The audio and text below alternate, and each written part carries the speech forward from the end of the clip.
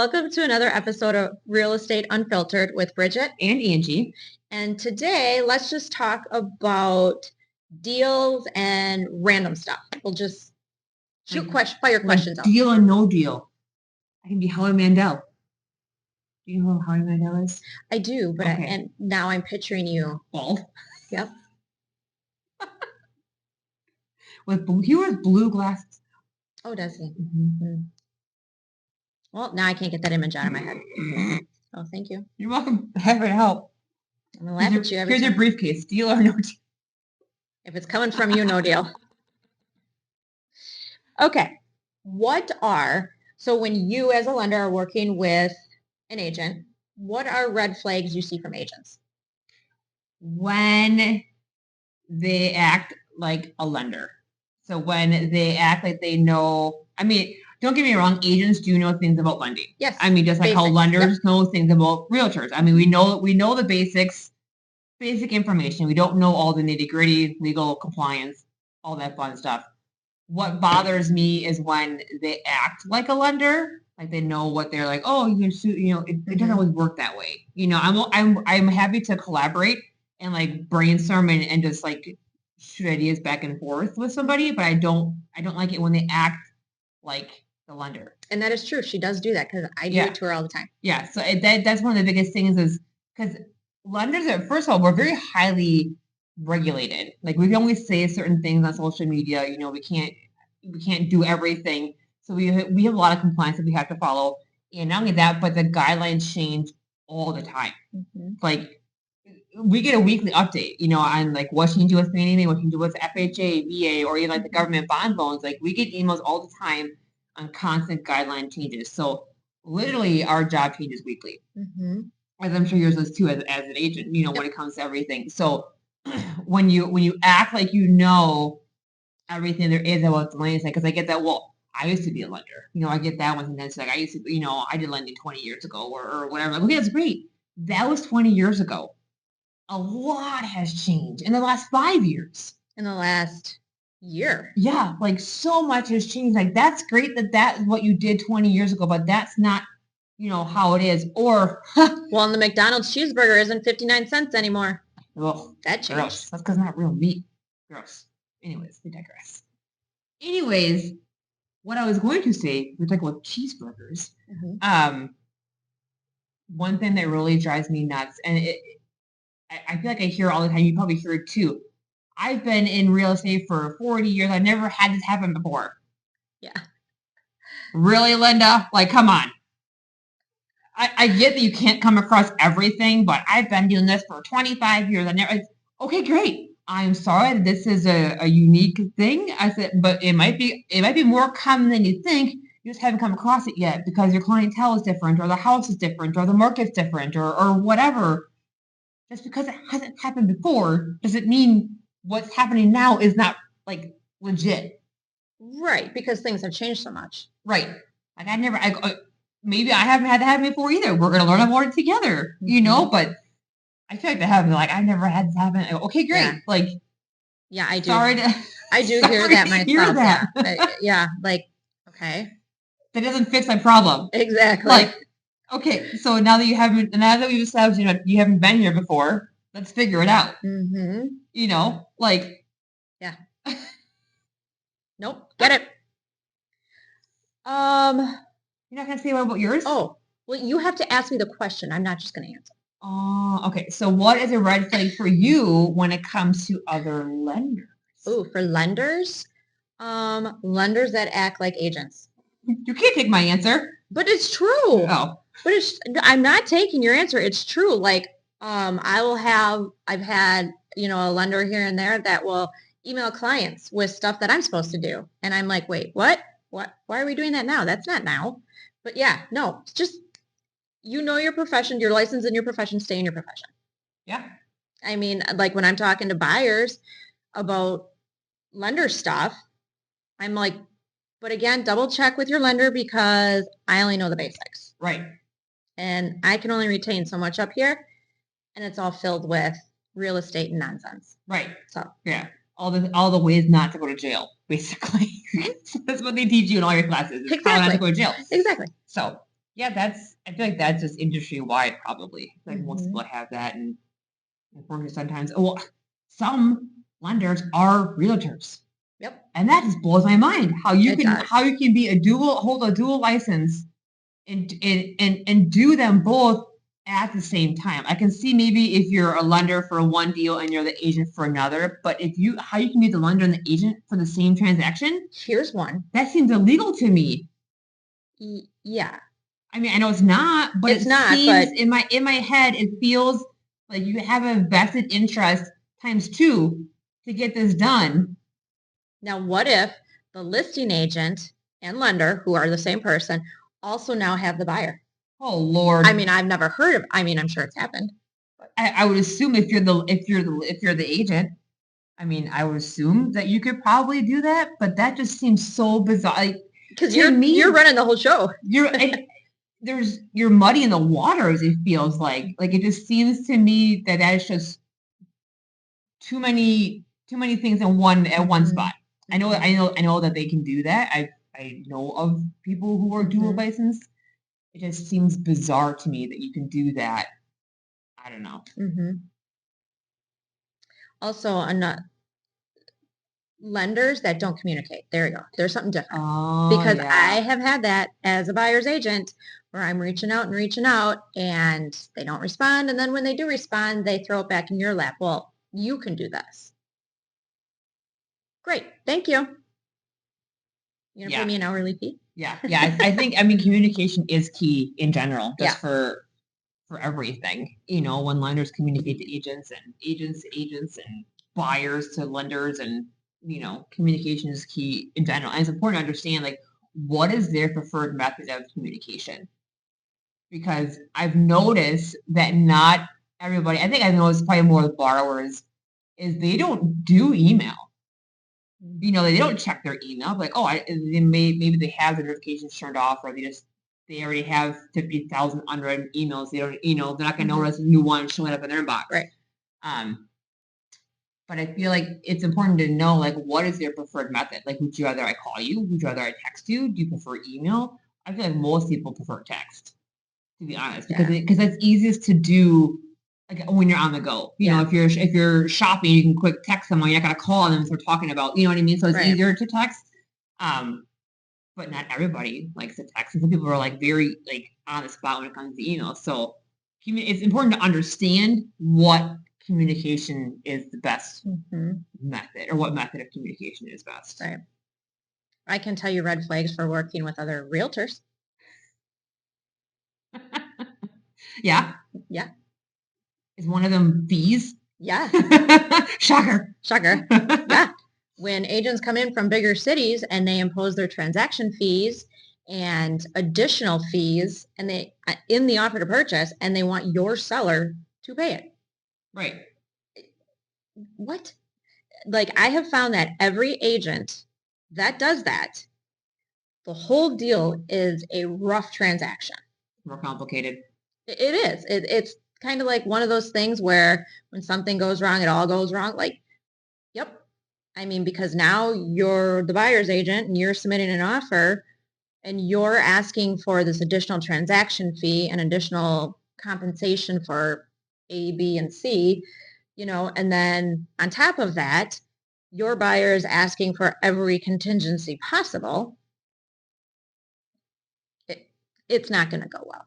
And I have yet to be proved wrong on that. Because you as the agent are putting your best foot forward to the sellers with your offer. It's kind of like, you know, how you can't change somebody's first impression. It's what it is. They get your offer, they see the fees, and they're like, why am I paying that? Right. Are you kidding me? Right. And they're instantly upset or insulted. Are they secretly hoping that they're not going to read the contract and agree to it, not realize that they agree to it? Is that like I'm kind of like sneak this in here? Yeah, I don't know. I do often wonder, like, don't impose your transaction fees on my sellers. You chose to go with that brokerage. You pay it. Right. Because we read the contract. Yeah. You know, like we're not just going to blindly sign something. Exactly. I go through the contract and I highlight everything that's of importance. Yeah. Nope. So, yep. Those deals always go south. I have yet to be proven wrong. So I'm still waiting for the day. That's unfortunate. Yeah, it is. It's a huge red flag. Yeah. And then agents that don't respond. I've been trying to get a hold of an agent for 3 days now to set up a showing. That just seems bizarre to me. Like that is your job.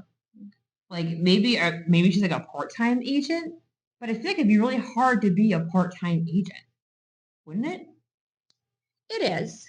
Because it seems like it'd be more involved. I mean, but I guess it's setting a work schedule. That's true. Yeah. So if you are working, like if you have a 7 to 2 job, the app that you can do, I guess you can balance both as long as you make sure you work both. Right. But I mean, 3 days, I've called and left a voicemail. I've sent an email.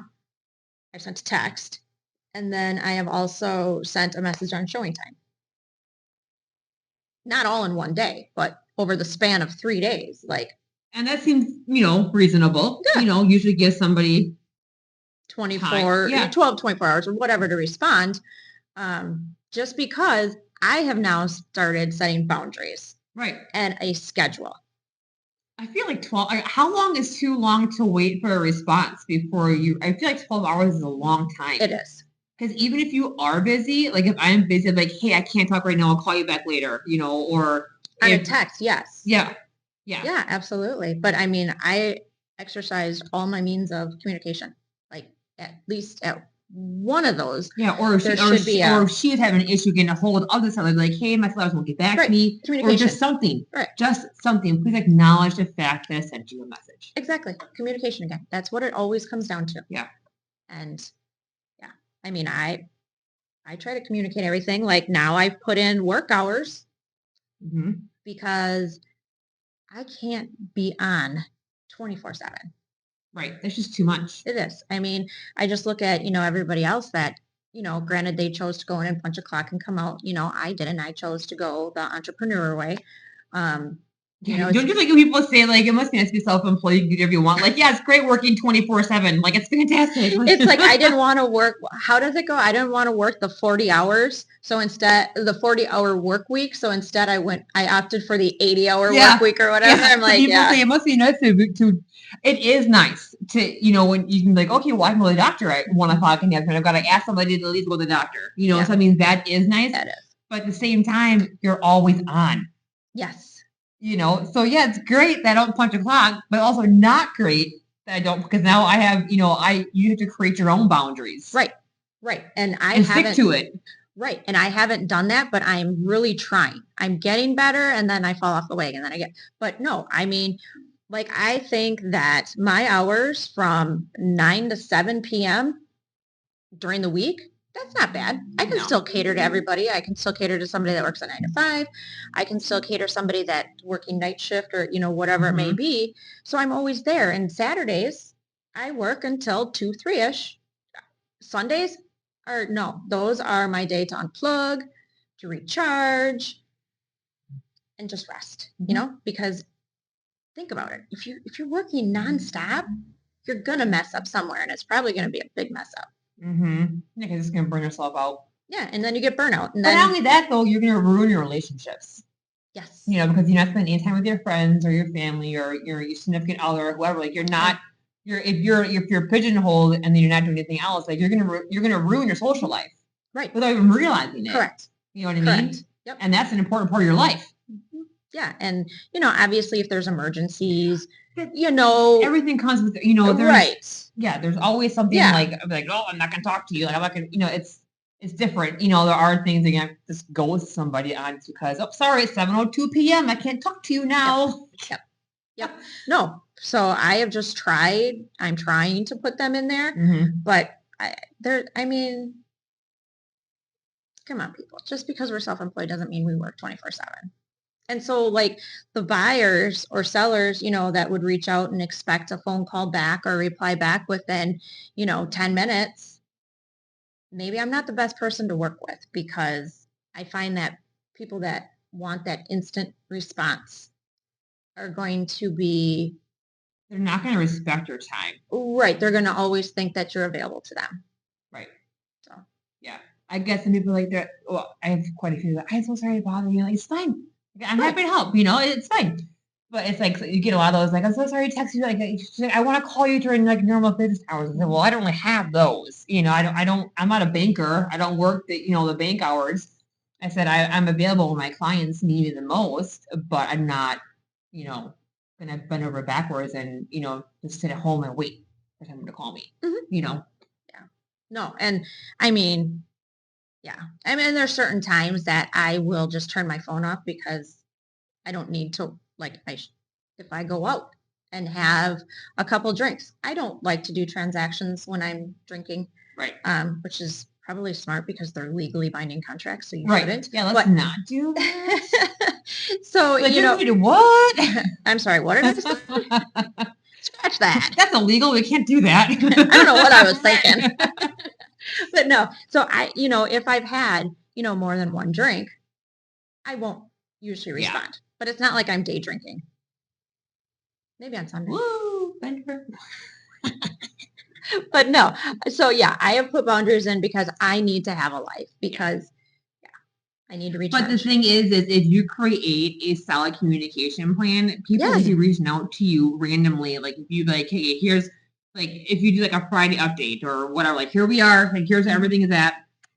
Any fires come up, let me know. Other than that, we'll check back next week. Yep, absolutely.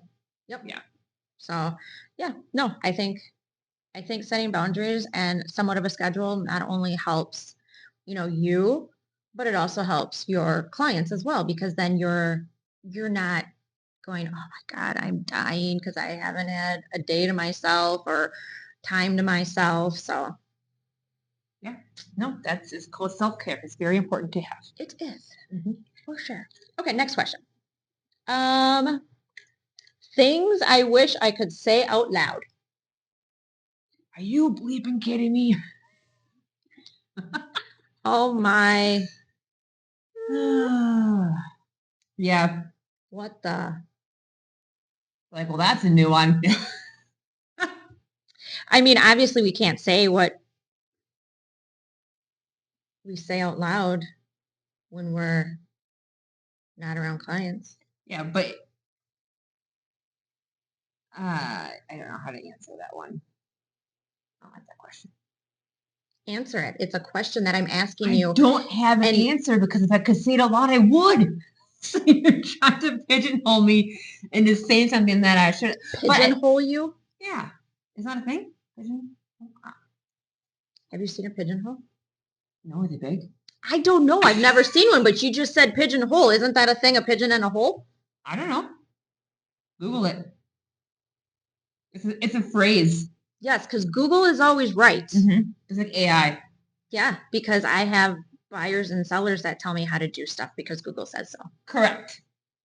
Yes. I get that a lot. When they look up like, I can do this on my own. Like, no, actually you can't. Like, that's not a thing. It explicitly says right here in the guideline, you cannot do that. AI says. Did you know AI now has a thing at the bottom that says? Yeah, they probably got that sued. Yeah, they probably got sued. People like, you told me that this was true and it's not true. Like it says, make sure you always double check your stuff. And that's not saying don't fact check yourself inside of AI. Like go outside of AI to be like, okay, can you fact check what you just told me? Like it's pulling from the same source. It's not going to change what it tells you. Because AI is going to tell you more often than not what you want to hear. AI is like a little cheerleader, like a little like, yeah, it's a great idea. You can do this and you can do that. Like, it's not. AI can hallucinate, so it can create its own reality, and it's not always the say all be all. It's a great starting point sometimes, but if it can't tell you specifically where it got the information from. It's a great, tool, like if you have questions or you don't know what something means to kind of get the basics and then talk to the professional. I feel like talking about this. So during BNI, how we talk about how Mike always talks about the YouTube mechanics. I feel like a YouTube mechanic is like an AI lender. Like you'd be like, well, according to AI, I can do this. Like, no, you can't. Or that's good for you. Let me know how that works out for you. Yeah. You know what I mean? So I feel like their YouTube is like our AI. Yeah. Almost. Like YouTube said I can do, this is, or they go to O'Reilly's and get the, the scans and it says the wrong thing. And like, well, according to this is all I need. Like, No, it's not. So talking to a real professional, I think, is very important versus talking to a robot. I mean, the internet will tell you, but you need to know that you're looking in the right place. Right. And when it comes to mortgages, like the guidelines and the laws and stuff aren't going to be like, bam, here they are. Like it's going to give you a general thing, but the guidelines change all the time. And I'm sure you guys' laws change all the time and your requirements change. Like, yeah, the internet's going to give you a basic idea, but it's not going to be the answer. You're best to just talk to somebody about it. Right. Yeah. Nope. 100% agree. Deal or disaster? Which one do you want to talk about? First. What? Which one do you want to talk about first? Oh, they said worse. Like, which one's worse? Disasters are worse than deals. Oh, really? Captain Obvious. No shit, Sherlock. Bleeper.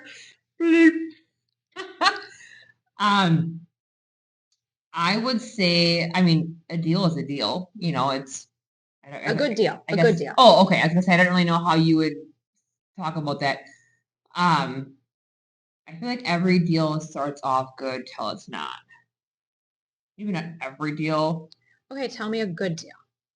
Well, I get quite a few of those where they're like the happy-go-lucky. I always say happy-go-lucky, but they're clients who are prepared.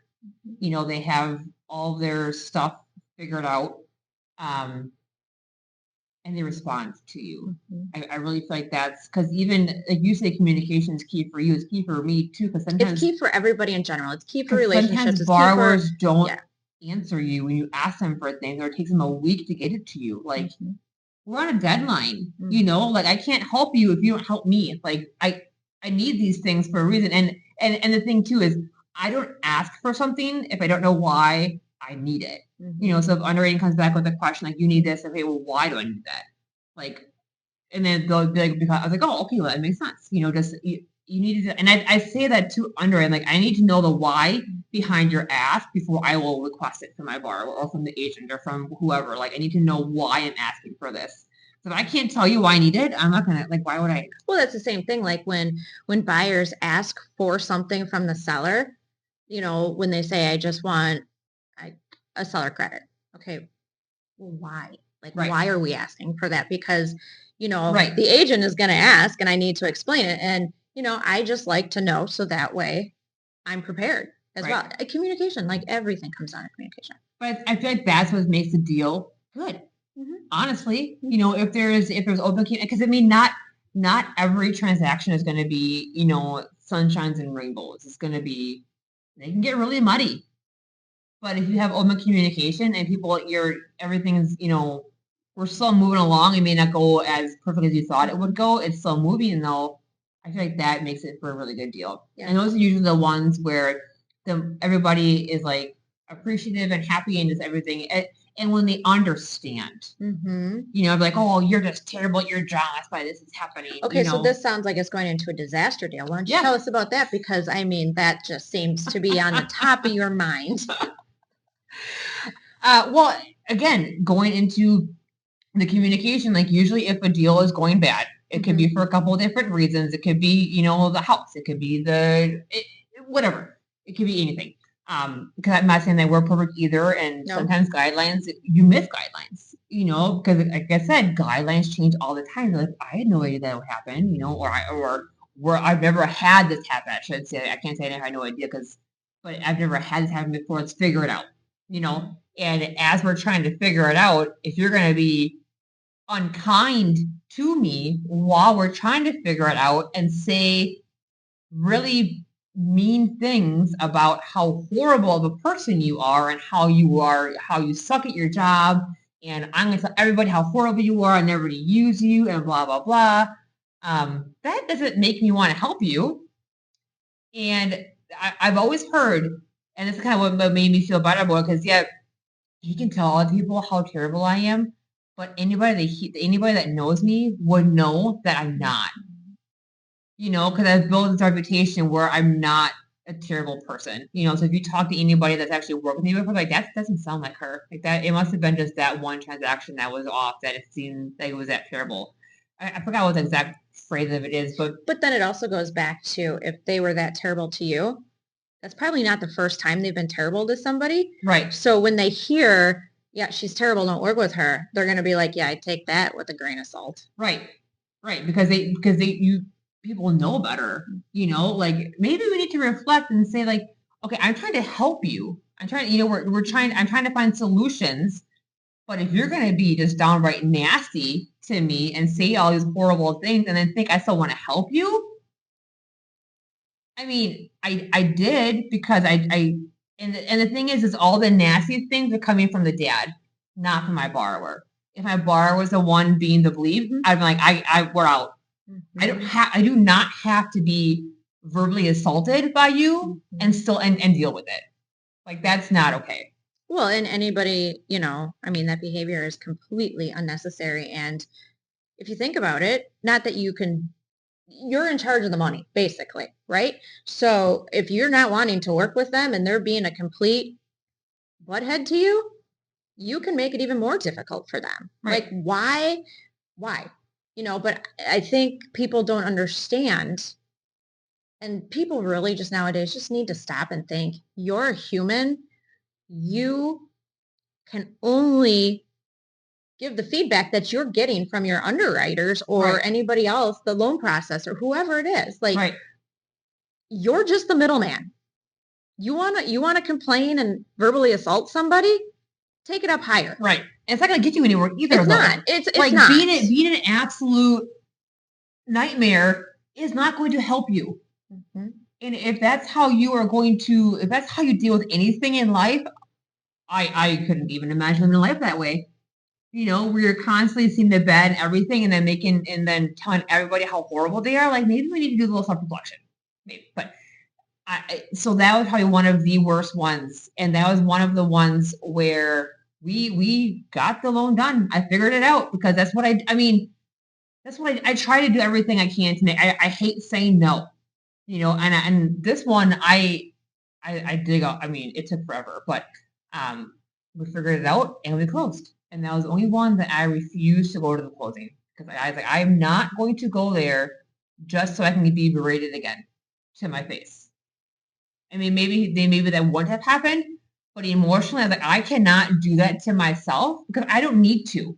I don't need to take, and what I've learned self-respect. But I've had other clients who say really nasty things to me, and like, listen, I've actually stepped back and said, this is how it works. Either you understand it or you don't. Like, this is not me trying to be horrible to you and make this a nightmare. Like, I am bound by guidelines. I cannot change them. I cannot bend them. Like, we're restricted by the guidelines. Right, because the money's not coming from you personally. Yeah. So, like, I don't have control. Like, I go by what, is written in the guide. I don't write the guidelines. I can't be like, well, that's a horrible guideline. You need to fix that. Like, I'm a little man. I don't have the power you think I do. All I have to do is follow it. I don't make the rules, I just follow them. So I think that was one of the worst ones. But on the flip side, like some of the ones that are really messy or really bad still end up really good. Mm-hmm. You know what I mean? Like you have the ones where these borrowers truly need your help. Whether like the one that you and I had where she went through a divorce and her ex-husband just destroyed everything for her financially because he could and he got away with it. And it was disgusting. And I was nauseated at the fact of all the things he got away with.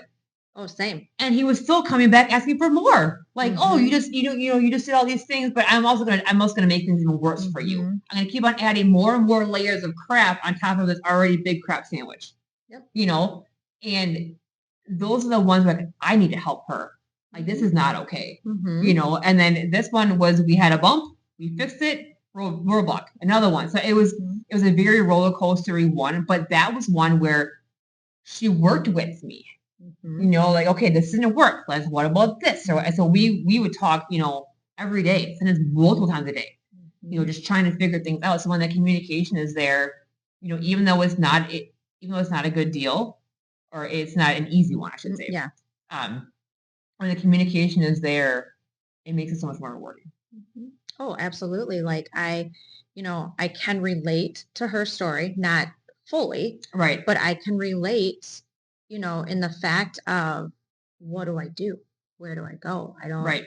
I don't know where to start. So, she reached out to me and I talked to her and I'm like, okay, we need to bring in somebody that knows more about finances than I do. Right. So, and I went into my story a little bit with her about, how, what I went through, how to get going and, to set yourself up for the best. And, I recommended that she call you and get something set up. You don't have to go through you for a pre-approval, but at least talk to somebody about it. And I know that you, because you helped me so much, are very good with that. So it was a no-brainer, and I I don't know. I guess I have a huge heart for people that are struggling and they're like, now what? I just got divorced or I just left a long-term relationship or they're, potentially going into foreclosure. What am I going to do? We all need somebody to be there and help, right? Somebody that understands, somebody that's going to take the time and has the patience to sit there with you. Those are the ones I really like. Yeah. I mean, I work my butt off, but just to see their face when they're rewarding. Correct. To see their face when they're all of a sudden like, wait, I'm done. Yeah. I can buy a house. Yeah. Wait, seriously? It's the best. Sometimes the hardest deals are the best. Yeah. Deals. Can't put a price on them. Because those, and not only that though, but that is a relationship you're going to have forever with that person. So if anybody, if they have other friends or family or whatever go through that same situation, like, hey, I went through hell and back, contact, my agent or contact my lender or contact my attorney or whoever, they will help get you where, so it's that if you take the time to help them, I mean, that just speaks volumes right there. So even if they aren't the easiest loans, sometimes those are the best ones. And that one was probably one of my best, one of the most rewarding ones is because, to have that where we helped get her on the right foot, to where she can start to rebuild her life now. Right. Absolutely. And she's set up for a great future. Yeah. So it's awesome. I got goosebumps now. I mean, it's not always about the sale. I don't. If you chase dollar signs and not, if you see your clients as dollar signs, that's going to show through in what you do. You're not going to see them as a person. You see them as a paycheck. And that may be appropriate in some markets, but some markets, you need to be a person with these people. You need to be a real person with these people, and understand where they're coming from, and brainstorm, get creative, figure out what you can do, and again, it's communication. Yeah. If you are, struggling, not sure where to go or how to get started on anything, reach out to me. Let's talk. Let's text, let's email, let's sit down face to face, but you're going to have to tell me everything. So I know exactly what we're dealing with and who we need to talk to.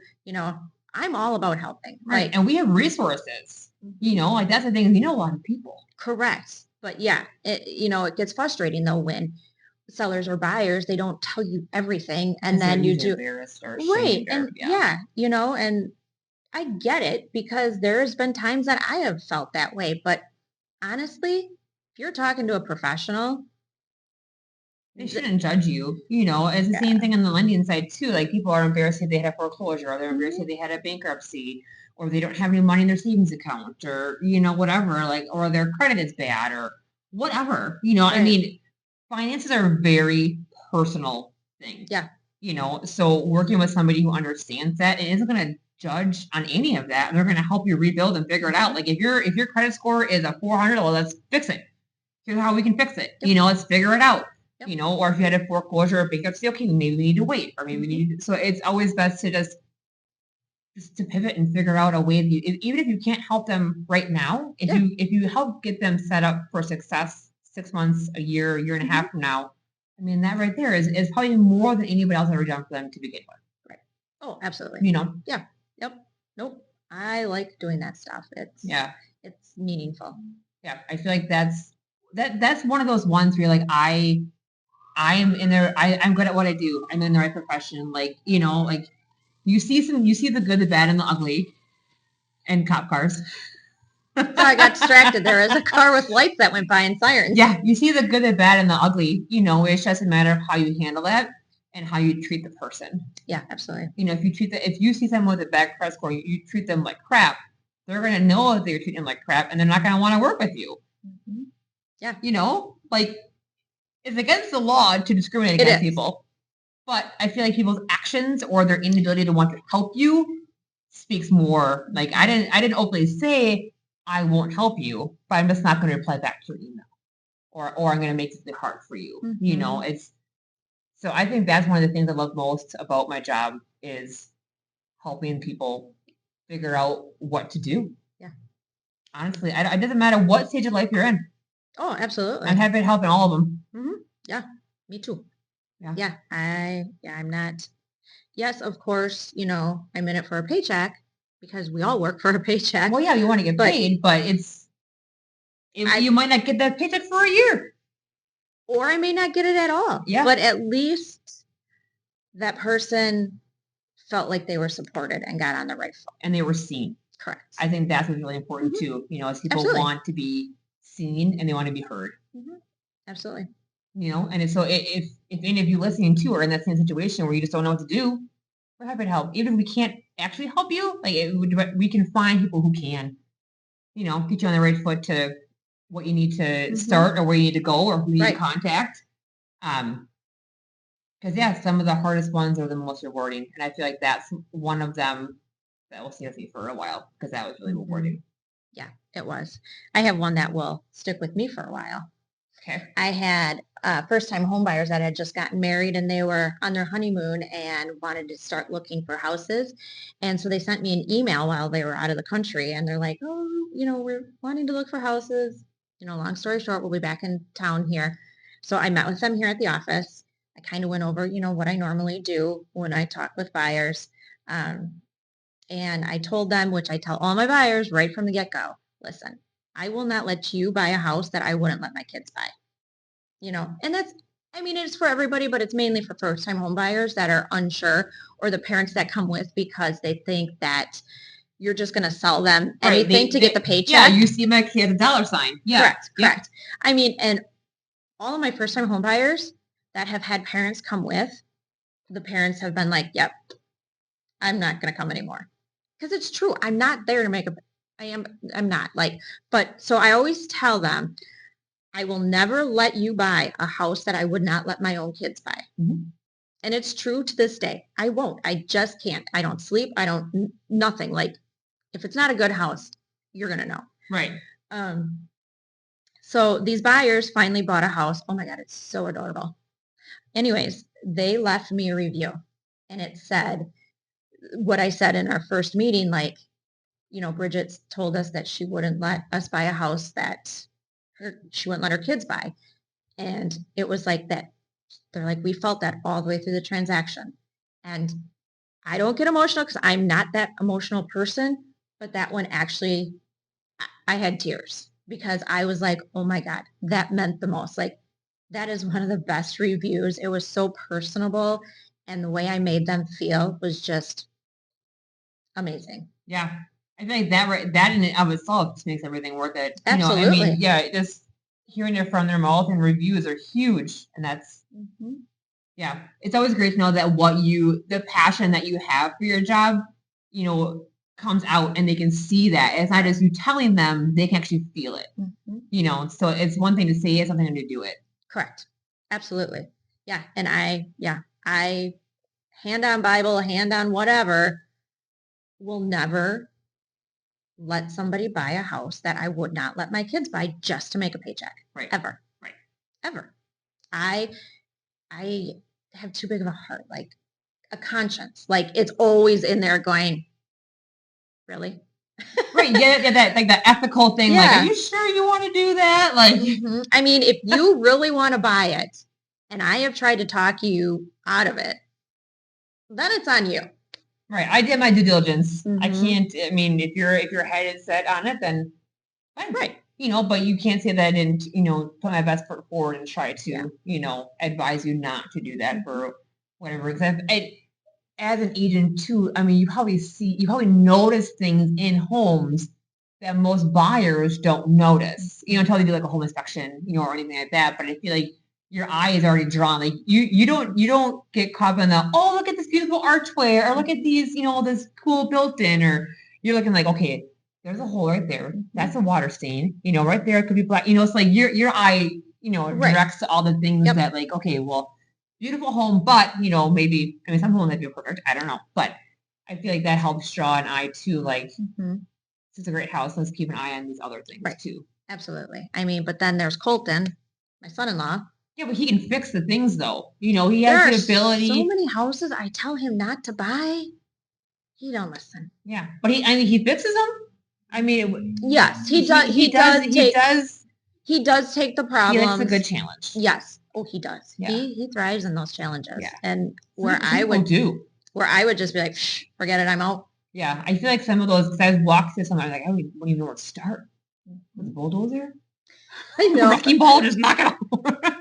Yeah, and when Colton will be like, Mom, you just don't see the whole picture. And I'm like, you're right, I don't.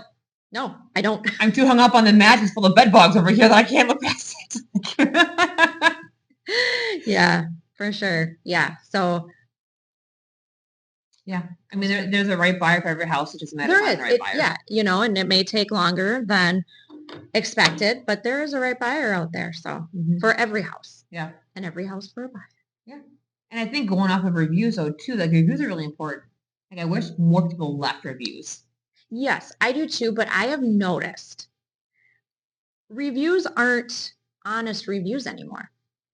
That's true. They could be like skewed, or they could be like, cause I know AI can like create followers for you. Like it can make it look like you have this huge following, but they're all like bots.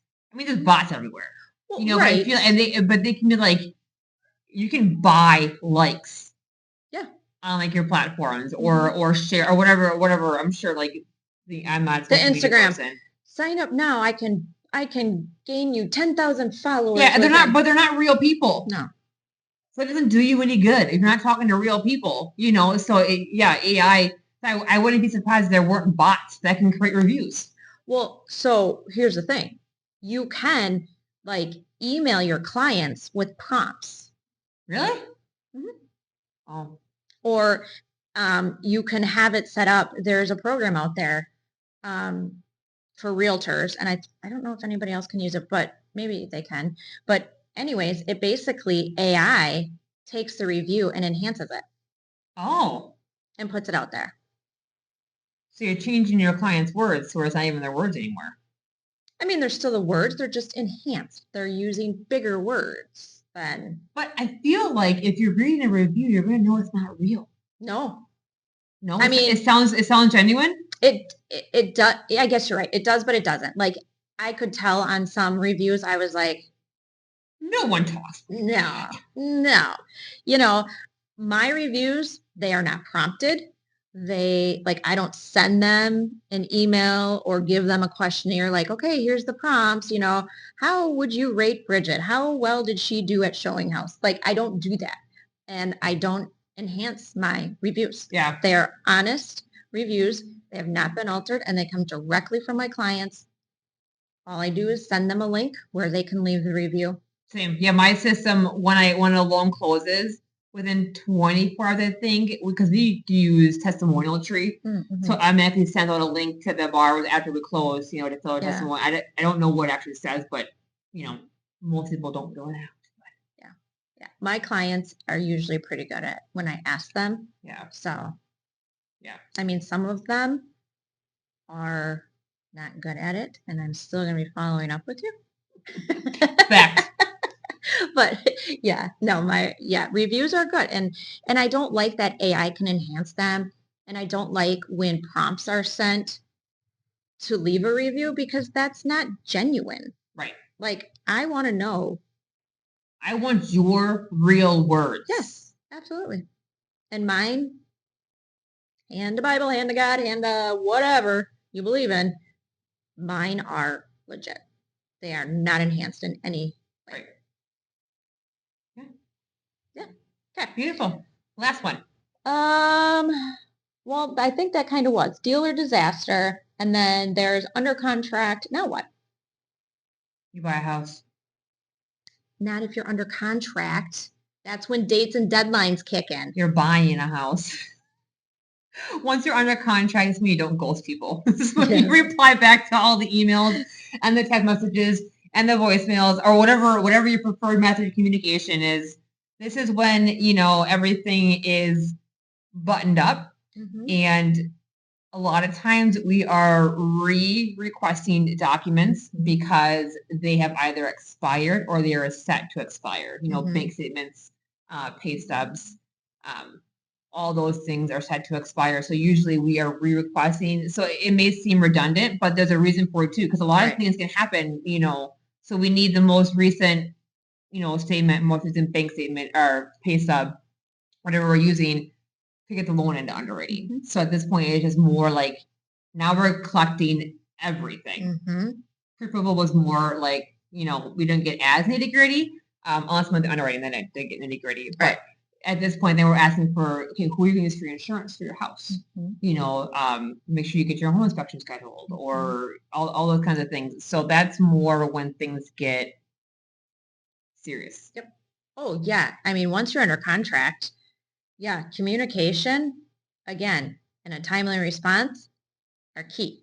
You know, and it can get stressful, especially when you're trying to do a home inspection and we'll have an inspector on here soon, but the inspector sends you a report that's however many pages long and the buyer's like, oh great, now I'm buying a piece of junk house. Well, no, it's their job to point out. Their job to point literally everything out. Correct. But don't they usually they use like red, green, and yellow? Like each inspector does it different. Oh, okay. But yeah, I mean, and that's stressful. And then you've got the lender going, I need A, B, C, D, you know, and then you've got your agent going, hey, I need to kind of know what you're thinking if you want to ask for changes because we're on a deadline. So yeah, it can get stressful, but just take a deep breath and know we're here. Yeah, I think the most stress is probably the first week of being under contract because that's when all the disclosures go out on my side for the loan. That's when all the majority of the document requests are done right away in the beginning. I mean, sometimes things come up when it goes to underwriting because they need more documents. But I feel like a bulk of it, you know, and then you got the home inspection, and then you got to worry about, okay, now you got to get the appraisal done.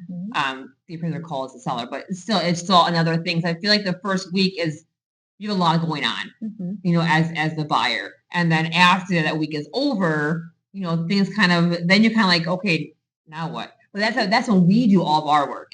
You know, that's when it's going to underwriting. When we're going, you know, we're taking care of title, we're taking care of insurance, everything. So that's when everything is happening in the background. So sometimes as a borrower, you're sitting here thinking like, what are you doing? You know, there's a whole lot more going on in the background. And like our team isn't like, we can't go boom, boom, boom, boom. You know, I mean, we can rush things if we need to, but for the most part, there's a timeline, you know, that, you know, it takes time to get to this phase and this phase. So it's a process in the background. Like I said, the first week is probably the most stressful, like when it comes to just keeping everything. If you do it all right away when we ask you, it's not today. Yeah. And I mean, for my end, I think the most stressful part is when all the testing and inspection take place. Because that right there can make or break a deal. Yeah, and it has. So yeah, I mean, and again, when it comes to that, you know, if you're not buying a new house, keep that in mind. You're not buying a new house. But yeah, seller and buyer have to work together. Both agent, you know, listing and selling agent need to work together. And, you know, 9 times out of 10, that's what happens.